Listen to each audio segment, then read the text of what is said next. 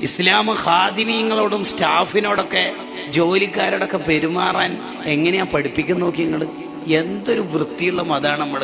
എന്നിട്ട് ഈ ദീനിന്റെ അഹലുകാരായ മുതലാളിമാര് ശമ്പളം കൊടുക്കാതെ എന്തിനാണോ നീ ഗൾഫ് രാഷ്ട്രത്തും നാട്ടിലൊക്കെ ഷോപ്പ് കൊടുക്കുന്നത്? എത്ര പാവങ്ങളാണ് കഷ്ടപ്പെടുന്നത്.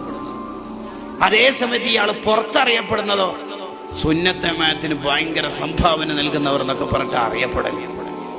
ആഖിറത്തിൽ കുടുങ്ങിപ്പോവും, മരണം മോശമായി പോകും. ഒരാൾ കരയുന്ന സമയത്തും ആ കണ്ണീരിൽ നമ്മളെ പേരുണ്ടാവാൻ പാടില്ല. നമ്മളെ കൊണ്ട് ആരും വേദനിക്കാൻ പാടില്ല എന്നുള്ളത്. നമ്മളെ കൊണ്ടൊരു മുഅ്മിൻ വേദനിച്ചാൽ മുഅ്മിനെ വേദനിപ്പിക്കാൻ പാടില്ല എന്നല്ല ഇസ്ലാമിന്റെ നിയമം. മനുഷ്യന്മാരാരെയും വേദനിപ്പിക്കാൻ പാടില്ല. കാരണം അൽ മുസ്ലിമു മൻ സലിമന്നാസു മിൻ ലിസാനിഹി വയദിഹി. ഒരാൾ യഥാർത്ഥ മുസ്ലിം ആവുന്നത് അയാളെ കൊണ്ട് നാട്ടിലുള്ള ഒരാളും വേദനിക്കാൻ പാടില്ല.